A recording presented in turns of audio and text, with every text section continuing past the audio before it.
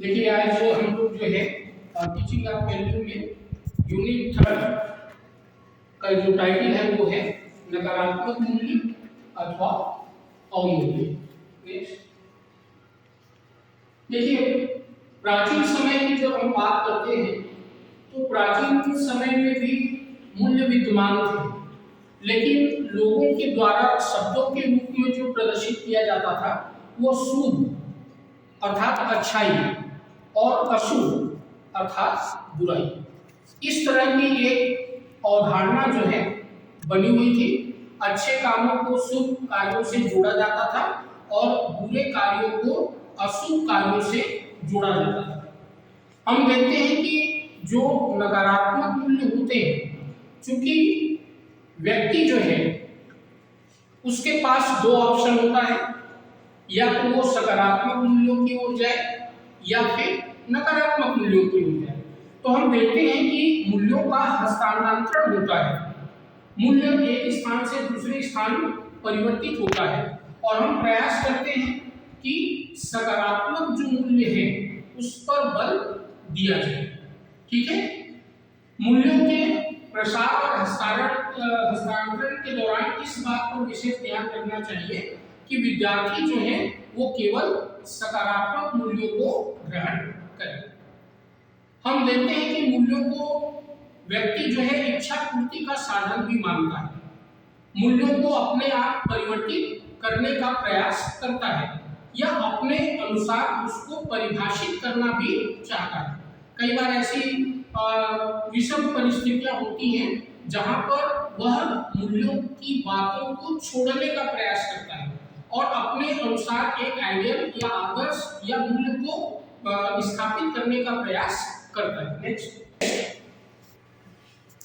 कुछ डेफिनेशन दिया गया है डॉक्टर राधाकमल मुखर्जी के अनुसार कि जिस प्रकार सामाजिक व्यवहार के हर क्षेत्र में मूल्य पाए जाते हैं, ठीक उसी तरह समाज में अवमूल्य भी पाए जाते हैं। यदि हम व्यक्ति के व्यवहार की विवेचना करें तो ऐसा पाते हैं कि व्यक्ति मूल्यों का अतिक्रमण करता है और उसके विरुद्ध व्यवहार भी करता है। इससे व्यक्ति का आत्मसम्मान की भावना जो है समाप्त हो जाती है और वह अपराधी प्रवृत्ति का हो जाता है। कहने का तात्पर्य है कि व्यक्ति जब सकारात्मक मूल्यों से दूर होता है तो उसके अंदर नकारात्मक मूल्य के पहलुएं जो है उत्पन्न होना प्रारंभ हो जाती हैं और वह अपराधी प्रवृत्ति का बनना जो है प्रारंभ हो जाता है। वर्केल और कपूर के अनुसार कहा गया कि मूल्य का अर्थ किसी वस्तु या विचार को नकारात्मक भाव के साथ स्वीकार करते हैं तो उसे नकारात्मक मूल्य अथवा अवमूल्य की श्रेणी में रखा जाता है। प्राचीन समय में इसी प्रकार के जो नकारात्मक मूल्य होते थे उसको हम तामसिक प्रवृत्ति के नाम से जानते थे। जब सतयुग था तो उस समय भी इस प्रकार के शब्दों का प्रयोग किया जाता था, तामसिक प्रवृत्ति या राक्षसी प्रवृत्ति, जहाँ पे व्यक्तियों को परेशान करना, व्यक्तियों से लड़ाई करना, झगड़ा करना, इस प्रकार के व्यवहार राक्षसों के गुणों में पाया जाता था। इसलिए इस प्रकार के गुणों को हम तामसिक प्रवृत्ति भी कहते थे। नेक्स्ट, अवमूल्य और नकारात्मक मूल्यों की विशेषताएं क्या क्या है? तो पहला है नकारात्मक मूल्य की आवश्यकता, सेकेंड है अभाव से उत्पत्ति, तीसरा है मनुष्य की दुष्टता, चौथा है नकारात्मकता से सकारात्मकता का जन्म, पांचवा है अच्छाई एवं बुराई सिक्के के दो पहलू, छठवां है सकारात्मक मूल्यों के विकास में सहायक, नंबर 7 है सकारात्मक मूल्यों का नकारात्मक मूल्यों के द्वारा मूल्यांकन। देखिए जब हम कभी नकारात्मक मूल्य की बात करते हैं तो विद्यार्थियों को सकारात्मक मूल्यों से भी अवगत कराना आवश्यक है।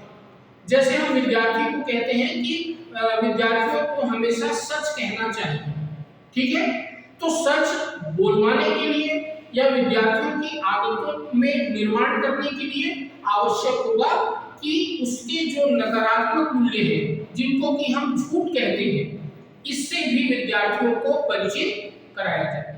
जब तक हम झूठ से परिचित विद्यार्थियों को नहीं कराएंगे और झूठ के द्वारा होने वाली हानियों से विद्यार्थियों को परिचित नहीं कराएंगे तब तक वह सकारात्मक मूल्यों की ओर अग्रसर नहीं होगा। अर्थात सकारात्मक मूल्यों को उत्पन्न करने के लिए नकारात्मक मूल्यों की जानकारी भी विद्यार्थियों को दी जानी चाहिए। यह अभाव से उत्पन्न होता है। अब हम देखते हैं कि नकारात्मक मूल्य उत्पन्न होने के कारण भी बहुत सारे हैं। हम देखते हैं कि अभाव के कारण भी नकारात्मक मूल्यों की उत्पत्ति होती है।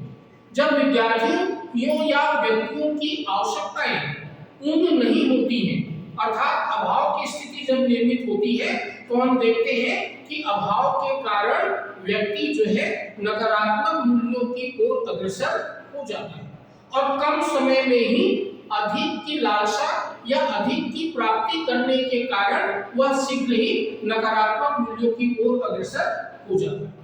सकारात्मक मूल्यों के विकास में सहायक होता है नकारात्मक मूल्य।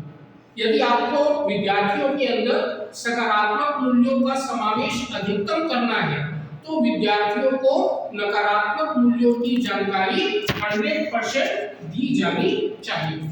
और जब तक आप नकारात्मकता की बातें विद्यार्थियों को नहीं बताएंगे, तब तक विद्यार्थियों के अंदर सकारात्मक मूल्यों का जन्म नहीं हो सकता है।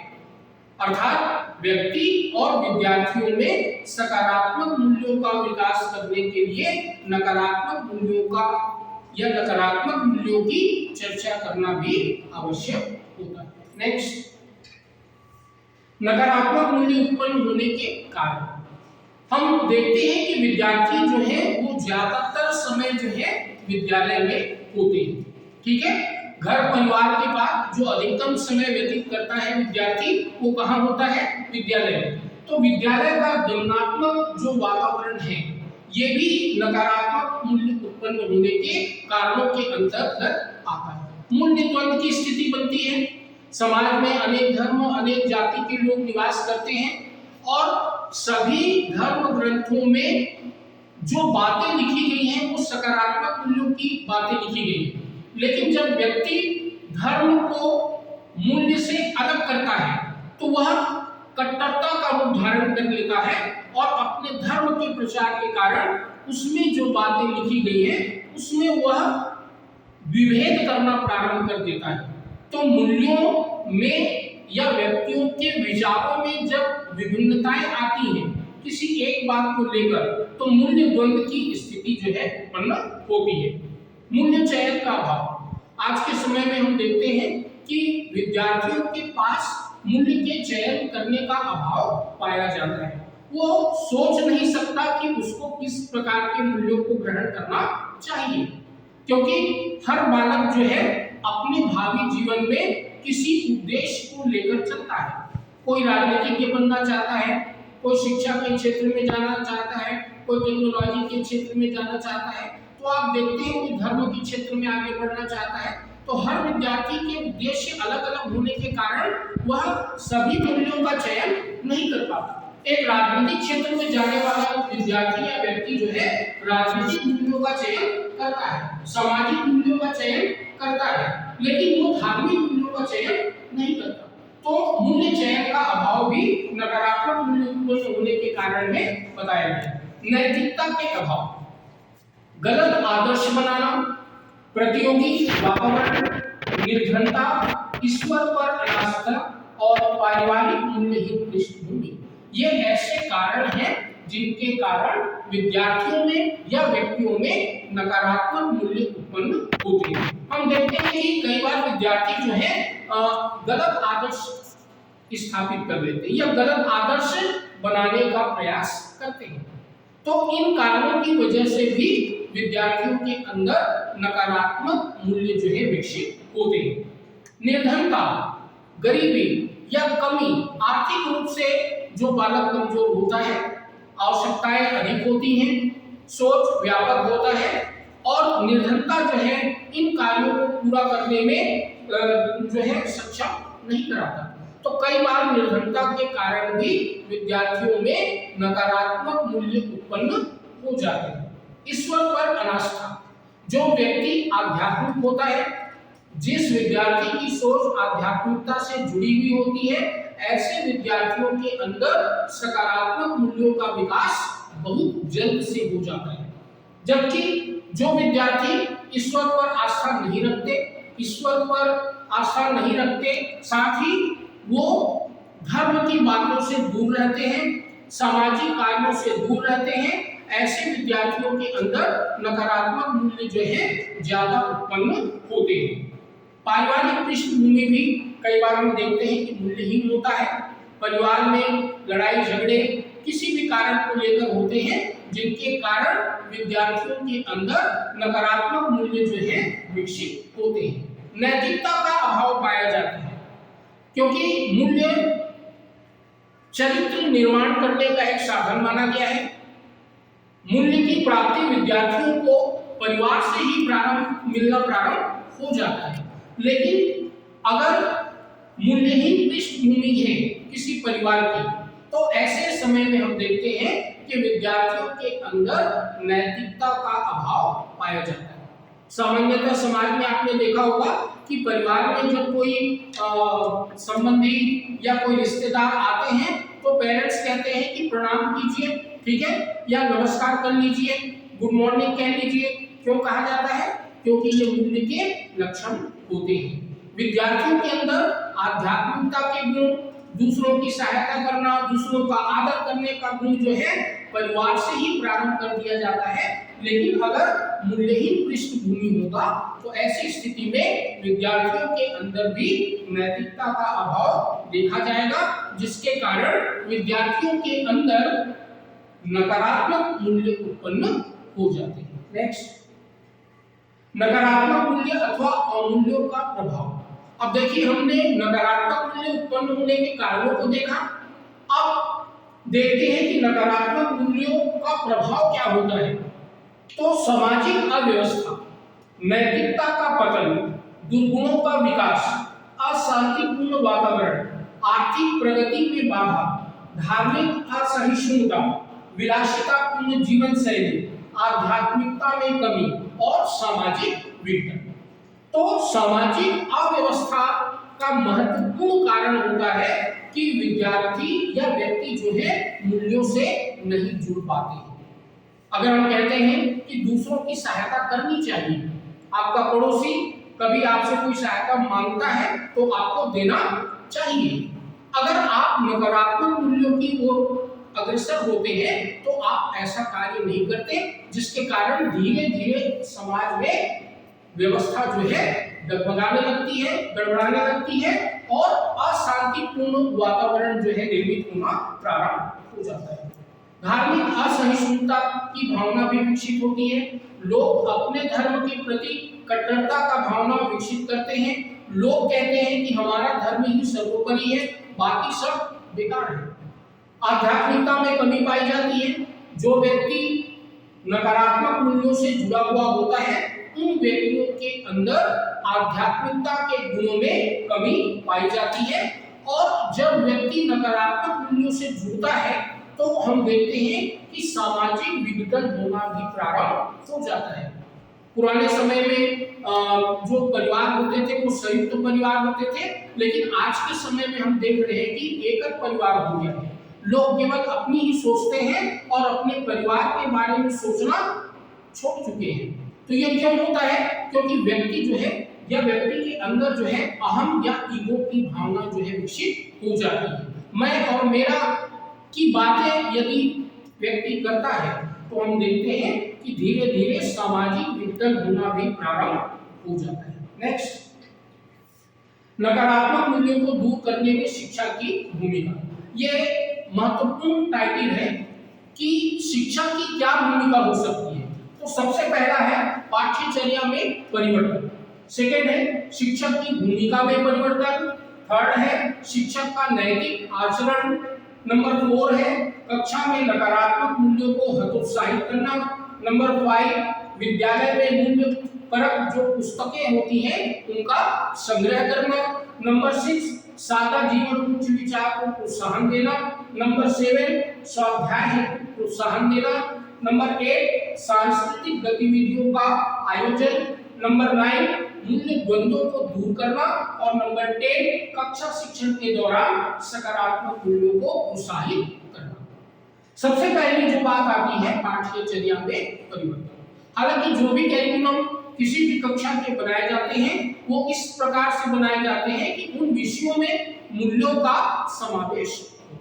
हर विषय में आप देखेंगे कहीं न कहीं से आपको मूल्य की शिक्षा मिलती है। आप हिंदी भी लेते हैं तो किसी की जीवनी अगर बताई जा रही है, महात्मा गांधी जी का जब जीवन परिचय होता है तो उसमें पता चलता है कि महात्मा गांधी जी किस तरह अपना जीवन व्यतीत करते थे। सादा जीवन, उच्च विचार। शिक्षा ऐसी होनी चाहिए जिनके माध्यम से विद्यार्थियों को आगे चलकर रोजगार मिल सके। इसके अलावा जो शिक्षक की भूमिका होती है वो केवल पाठ्य वस्तु तक सीमित नहीं होनी चाहिए। शिक्षक की एक ऐसी भूमिका हो जो विद्यार्थियों के अंदर मूल्यों का निर्माण कर सके। पाठ्य वस्तु के अलावा भी ऐसे बहुत सारे उदाहरण हैं जिनको विद्यार्थियों को अवगत कराया जाना चाहिए। शिक्षक की एक महत्वपूर्ण भूमिका इसमें देखने को मिलती है। विद्यालय में मूल्यपरक पुस्तकों का संग्रह, जो लाइब्रेरियां होती हैं, छोटी क्लासों में आपने टीचिंग के दौरान देखा होगा कि विभिन्न विद्यालयों में ऐसे मूल्यपरक पुस्तकें जो है संग्रहित करके रखी जाती है ताकि विद्यार्थी अपने खाली समय में इस प्रकार के पुस्तकों का अध्ययन कर सके।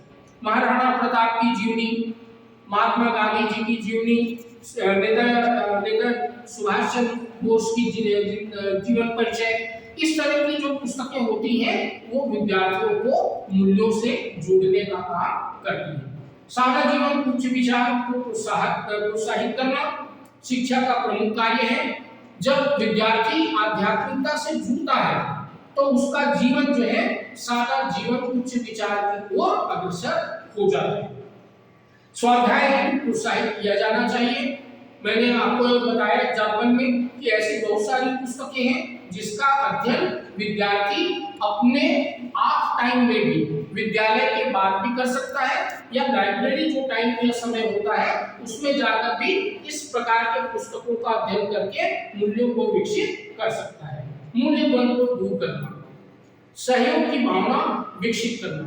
जो मूल्य द्वंद है जिसमें विचारों की भिन्नताएं देखने को मिलती हैं, इस प्रकार के विचारों को विद्यार्थियों को बताना चाहिए कि आपको इस प्रकार के व्यवहार नहीं करना चाहिए, जिसमें कि जो शाश्वत मूल्य हैं उनमें कभी परिवर्तन नहीं होता। मैंने पहले भी आपको बताया कि व्यक्ति जो है अपने विचार के माध्यम से मूल्यों को अलग ढंग से परिभाषित करता है, लेकिन जो शाश्वत मूल्य है उनको परिवर्तित नहीं कराया जा सकता है। कक्षा शिक्षण के दौरान सकारात्मक मूल्यों को प्रोत्साहित किया जाना चाहिए। ऐसे मूल्य जो विद्यार्थियों को सकारात्मक मूल्यों की ओर अग्रसर करते हैं, इस प्रकार का एनवायरनमेंट कक्षा शिक्षण के दौरान विद्यार्थियों को दिया जाना चाहिए। सहयोग की भावना करना, अपने जो साथी हैं उनके धर्म का आदर करना, साथ में प्रेयर करना, ये बहुत सारे ऐसे कार्य हैं जिनको कि हम कक्षा शिक्षण के दौरान कर सकते हैं। नेक्स्ट, निष्कर्ष में हम कह सकते हैं कि विद्यार्थियों को नकारात्मक मूल्यों से दूर रहना चाहिए, क्योंकि नकारात्मक मूल्य जो है वो जीवन में हानि पहुंचाते हैं। विद्यार्थियों को असफलता से जोड़ने का जो कार्य होता है वो केवल किसके माध्यम से होता है? नकारात्मक मूल्यों के माध्यम से होता है। तो शिक्षक को चाहिए कि विद्यार्थियों के अंदर सकारात्मक मूल्यों का जो एक पूरा एनवायरनमेंट है उसको विद्यार्थियों के सामने प्रस्तुत करना चाहिए और विद्यार्थियों के भावी जीवन को बेहतर बनाने के लिए, सोच को बेहतर बनाने के लिए, समाज को बेहतर बनाने के लिए, देश और राष्ट्र की उन्नति में अपना योगदान देने के लिए विद्यार्थियों को सकारात्मक मूल्यों से जोड़ना चाहिए। और एक शिक्षक का यह कार्य है कि वह विद्यार्थियों को सकारात्मक मूल्य से जोड़ने का प्रयास करे और जो भी दुर्गुण है या अमूल्य है या नकारात्मक मूल्य है उनसे होने वाली जो हानियां हैं या उनसे जो होने वाली परेशानियां हैं इनसे विद्यार्थियों को अवगत कराया जाना चाहिए, ताकि अधिकतम विद्यार्थी जो है सकारात्मक मूल्यों की ओर अग्रसर हो सके। Thank you.